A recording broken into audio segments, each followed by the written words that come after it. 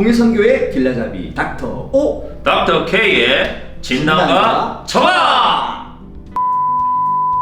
안녕하세요. 네, 한 주간 동안 잘 지내셨습니까? 세 번째 시간으로 저희들이 돌아왔습니다. 오늘은 아주 잘 갇혀있고 오신 것 같은데요. 예, 제가 이 해를 거듭할수록 변모된 모습을 보여드리기 위해서. 저도 오늘 주빌리안 상징하는 티를 이렇게 입고 왔는데요. 아, 그러시군요. 네네. 이쁘게 봐주시기 바랍니다. 드디어 이제 게스트를 초대해서 본격적으로 그분의 삶을 이야기 들으면서 우리 통일선교회에 또 진단을 해보고 처방을 하는 그런 시간으로 우리가 진행을 할 텐데요. 어떤 분을 모시는지 소개를 해주시죠. 네, 오늘의 게스트는 34년 동안 34년 동안? 예, 우리 한국의 이 북한 선교의 아버지라고 할까요? 아니면 북한 선교의 형님이라고 할까요? 자, 이제 드디어 첫 번째 게스트 김재호 목사님을 소개해드리겠습니다. 환영합니다, 목사님. 반갑습니다. 감사합니다. 멀리 대구에서부터 여기까지 오시느라 너무 수고 많으셨습니다. 불러주셔서 감사합니다. 네, 저희들이 위원들이 모여가지고 우리 이 진단과 처방의 첫 번째 게스트로 어떤 분을 모셔야 될까 이야기하는 중에 모든 위원들이 역시 김재호 목사님이다. 네, 그렇게 해가지고요 만장일치로 이렇게 모시게 네. 되었습니다. 제가 영광입니다. 한번 본인 소개를 간단하게 해주시기 바랍니다. 예, 저는 수혜바퀴 북한 선교회를 섬기는 김재호 목사입니다. 또 주빌리 통일구기도 대구의 사무총장으로 섬기고 있고 교회는 새벽별 교회를 섬기고 있습니다.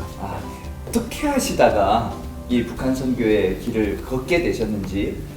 사실 저희 어머니가 북한 선교단체의 교구 담당 전도사님으로 계셨어요.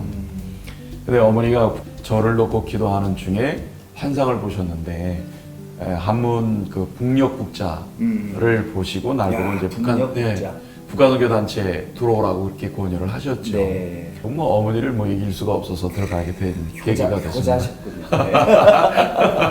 그러니까 자발적으로 가신 게 아니고 거의 반 떠밀리듯이 이렇게 북한 선교를 하신 거군요. 그렇죠. 어머니가 적극적으로 권유하셨기 때문에 이제 그렇게 해서 들어가게 됐습니다. 혹시 그때 목사님 그 나이가 얼마 정도 되셨습니까? 그때가 28살이죠. 아무래도 이제 그 당시에는 북한 선교하는 단체가 없던 시절이었는데 어떤 단체로 먼저 시작을 하시는지요?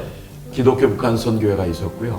그다음에 모퉁이 똘이 있었고, 그다음에 이제 북한 선교원 제가 들어간 단체가 있었죠. 북한 선교원. 네네네. 북한 선교원이 우리 한국 교회에 제일 먼저 세워진 북한 선교 단체. 그렇죠. 씨앗 선교회로. 맞습니다. 처음에 김창희 목사님이 씨앗 선교회라고 이제 명을 하시고 일을 진행을 해왔는데, 저 하나 궁금한 게 있는데 그 북한이라는 용어, 북한 선교회라는 용어를 좀 쓸 수 없었던 여러 가지 이유가 있었나요? 그렇죠. 그때는 그 반공 교육이 굉장히 강화돼 있었고. 그다음에 북한과의 어떤 관계도 서로 어떤 주적의 대상으로 굉장히 그 교육이 반공적인 교육이 강했고 그다음에 좀 시대가 좀 어려워서 목사님들도 이렇게 목회를 하다가 좀 다른 어떤 얘기를 하면 형사들이 따라붙는 그런 시대였거든요. 그런데 제 기억으로는 예전에 교회가 그 이북을 위해서 기도를 그래도 기도회 때마다 예배 때마다 했던 것 같은데 그래도 북한 선교라는 말 자체는 굉장히 거부감이 있었다는 거군요. 그렇죠. 그게 일반 교계 안에서는 그렇게 활성화되어 있다고 볼 수가 없었던 시대입니다. 특별히 이제 북한 선교도 그렇지만 북한하고 사랑이라는 단어를 그때는 연결시킬 수가 없던 시대였는데 그렇죠. 1988년에 77 선언이 나오면서 그때 이제 모퉁이 돌에서 러브 노스 코리아 88 대회를 했었죠. 네. 그러면서 이제 북한 사랑이 이렇게 붙어가는 그런 식의 이제 변화가 있었는데 88년도가 목사님 처음 시작하실 때만 해도 거군요. 그렇게 할 수가 없었던 거죠. 그럼 그때 당시에 그 북한 선교원에서 어떤 역할을 이렇게 하셨는지 궁금한데요. 기획실에 국내전도 기획 파트로 들어갔어요. 특별히 이제 북한을 놓고 하는 그 기도가 상당히 달랐죠. 그 두 손 들고 삼창하면서 기도하는 것도 그때 배웠고, 그리고 그때 기도 운동들을 일으키면서 북한에 대한 마인드를 가지고 얘기를 할 때 노래도 있었고, 노래? 예, 어떤 노래도 노래가 있었죠. 그 뭐 휴전선하 열려라 복음 들고 가리라 내 민족 내게 주소서 뭐 그런 노래가 있었어요. 아니 목사님 제대로 한번 부르시죠. 이거 준비했는데 제대로 한번 부르시죠. 네, 옛날을 생각하시면서 그리고 아마도 이 방송을 보고 계신 분 중에서도 그때 같이 하셨던 분들이 있을 수 있잖아요. 네. 아주 이 생각도 이렇게 나고 새록새록할 것 같으니까요. 한번 같이 해보시죠. 네. 그래 한번 불러보죠. 네. 금속에서 그리던 북한 산천에 복음의 문이 열렸다. 가라 주님의 음성이 백두산상까지 들리는구나. 십자가의 운명으로 바로 때가 왔으니 네. 내 민족 내게 주소서. 뜨거운 기도에 휴전선하 열려라 복음 들고 가리라. 네. 뭐 지금도 잘하시지만 젊었을 때 얼마나 더 잘하셨겠어요. 그죠? 목소리가 꿀성대잖아요. 꿀성대. 예. 아주 뭐 그때 많은 분들이 함께 찬양하던 그 기운들은 아직도 제 마음속에 많이 남아 있죠. 북한으로 들어가서 직접 전도할 수 있는 그런 훈련도 하셨다는 이야기를 제가 들었는데 어떻게 지금 말씀하신 부분들은 전도 특공대라고 해서 신학생들이나 젊은 사람들 중심으로 다 그렇게 진행을 했었죠. 그러다가 아주 굉장한 일이 하나가 정선에 갔을 때 이렇게 굽이 섬처럼 돼 있는데 갑자기 비가 와서 비가 많이 와서 1200명이 발이 묶인 적이 있어요. 오. 그때 물이 갑자기 부르니까 그 안에 1200명이 막 불평하고 원망하고 일주일 동안 제대로 못 먹었거든요. 같이 기도하는 중에 어떤 사람이 하나님의 음성을 듣고 책망하는 기도를 듣고 사람들이 전부 다 순복하고 눈물을 흘리며 오히려 더 기도했다가 우리가 마치 출애굽 나온 그렇죠. 이스라엘 백성들처럼 이런 상황 가운데서도 하나님 의지해야 되는데 네. 그렇게 못했다라고 하는 걸 어떤 분이 이제 선포하니까 네.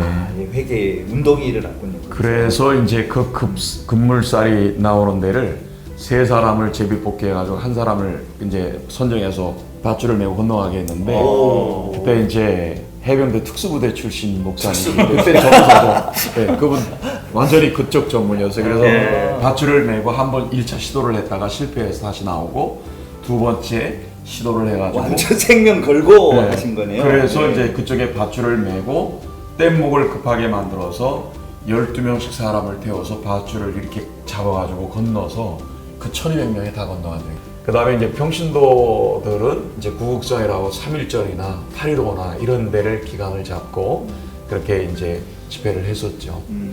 근데 이제 8.15 구국성에도 아주 재밌는 에피소드가 있어요. 각 지혜에서 사람들을 오실 때 열차를 전세내서 열차를 전세낸다. 네, 전세내서. 버스를 전세낸 게 아니고 네, 열차를 전세냈죠. 예. 부산에서 올라오는 거는 12량. 그 다음에 저 목포에서부터 호남선으로 올라오는 거는 10량. 강원도에서 오는 거는 2량. 그래서 서울역까지 전부 다 이렇게 협의를 보고 지혜에서는 저희들이 발행한 표만 주면 무조건 다 타고 올라올 수 있도록. 그러니까 우리 주빌리 통일국기대가 지금 전국에 14개 지역이 있는 것처럼 네. 그때도 그러면 그런 조직이 있었기 때문에 그런 동원이 가능했겠죠? 그렇죠. 이제 올림픽이 끝나고 나서 네. 전국 조직을 하기 시작을 했고 그래서 이제 뭐 큰 도시부터 중심을 갖고 일을 시작을 했는데 한 20여 곳을 기도처를 만들었어요. 자, 우리 생동감 있는 사진을 보면서 이야기하겠습니다. 우리 같이 한번 보시죠. 오, 야, 아니, 누구예요, 이 이게 청년은? 누굽니까 이게 지금? 저 때는 저도 이렇게 보면 풋풋했다는 생각이 드네요. 푹푹 정도가 아닌데요. 너무 멋지신데요. 네. 저 때가 제가 결혼했는데 네. 결혼하지 않은 걸로 알고 사람들이 굉장히 중신이 많이 들어왔어요. 야, 이 사모님 보시지 못하게 요거는 커트를. 이때 찬양인도 많이 하셨습니까? 그렇죠. 찬양 인도를 했었죠. 그 전체 사진도 한번 보시죠. 이게 이제 그때 당시에 91년. 네네. 91년도면은 30대 초반대인데 저게 이제 8.15 국성회는 해마다 1년에 한 번씩 했었어요. 저게 91년 사진이군요. 네네. 근데 저 때는 이제 야외에다가 그거를 해가지고 일을 진행을 했는데 한 서울에서 한 2,500명 정도, 지방에서 한 2,500명이 좀 넘게 한 5,000명 정도가 그렇게 산에 모여서 했었죠. 그 산에 모여서 북한을 위해서 그렇죠. 기도한 거군요. 오로지 네. 북한과 네네. 구분 북한을 불감을 놓고 위해서. 기도했죠. 근데 목사님 5천 명이나 되면은 그 밥 먹는 게 일일 텐데 정말 시설이 좋은 힘들었어요. 것도 아닌가 하고 밥을 도대체 어떻게 그러면 먹었습니까? 그래서 이제 식사할 수 있도록 그거를 산에다가 솥을 걸고 준비를 하고 했는데 그래도 한 3시간씩 걸렸어요. 2시간 넘게. 그래서 할 수 없이 서울에 이제 도시락 회사에다가 협의를 해서 한편으로는 도시락 드리고 한편은 밥해서 드리고 이렇게 그때 식사하시는 시간들이 꽤 걸렸죠.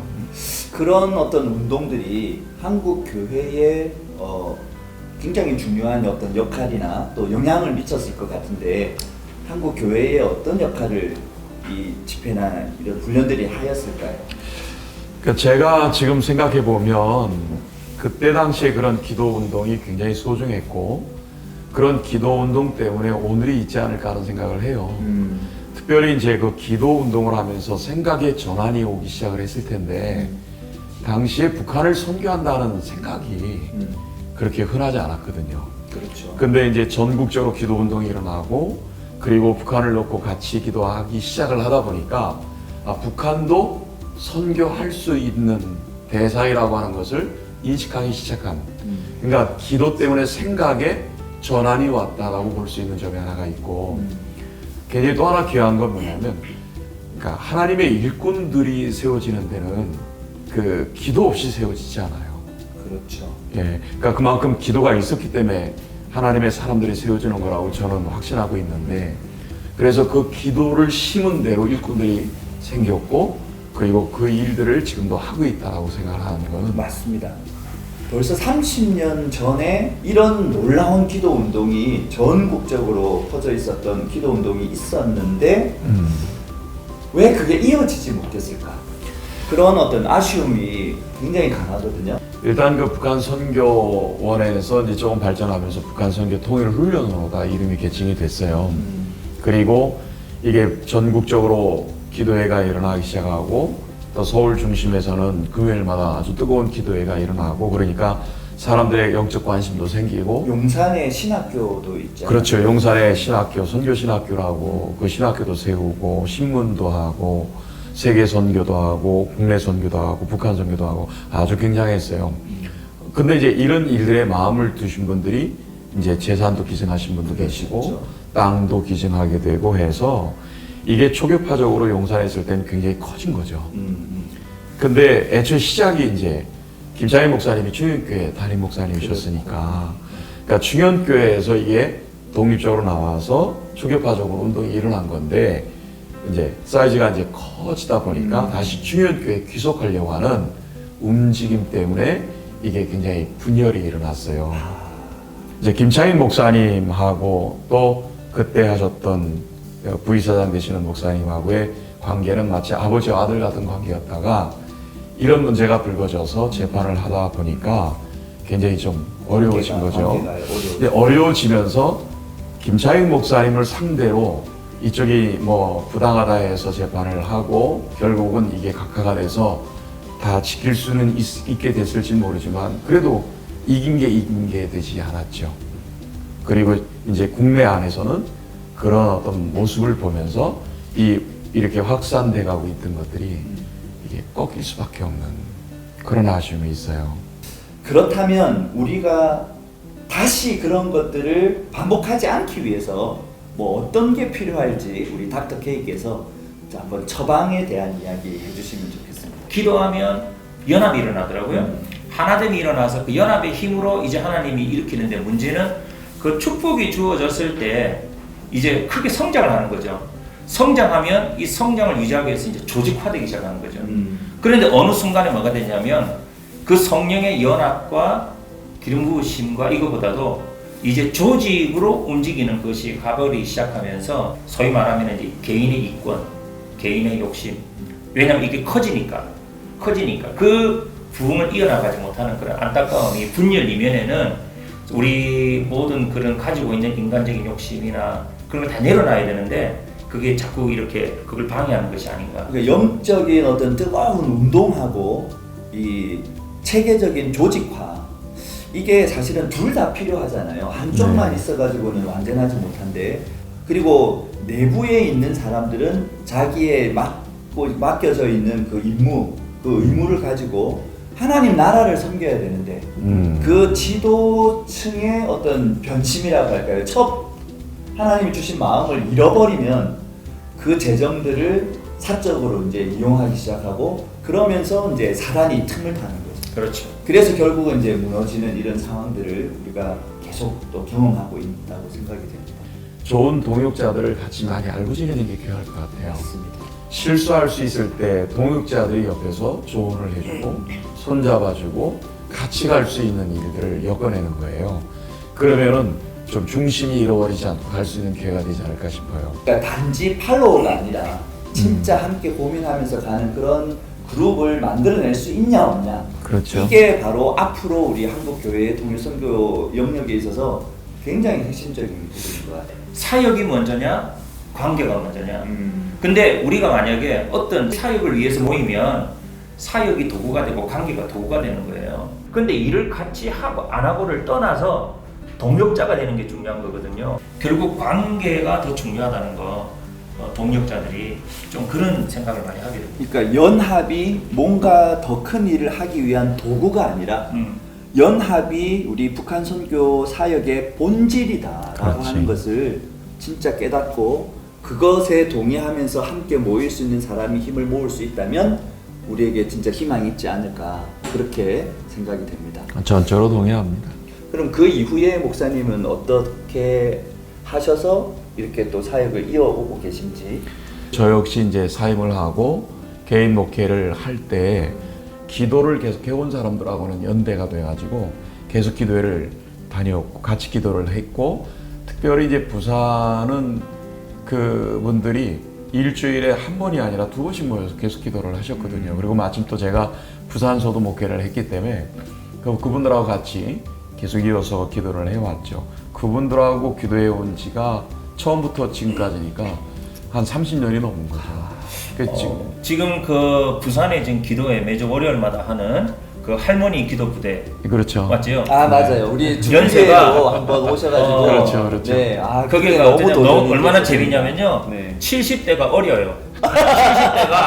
70대가 새파랗게 젊은이고 다 80대. 70대는 네. 너는 네. 말하지 마. 그렇죠, 그렇죠. 네, 그래 할머니 기도 부대인데 30년 동안 김재 목사님과 기도했다고 그러시더라고요. 그렇죠. 거의 제일 연세가 많으신 분이 지금 90이세요.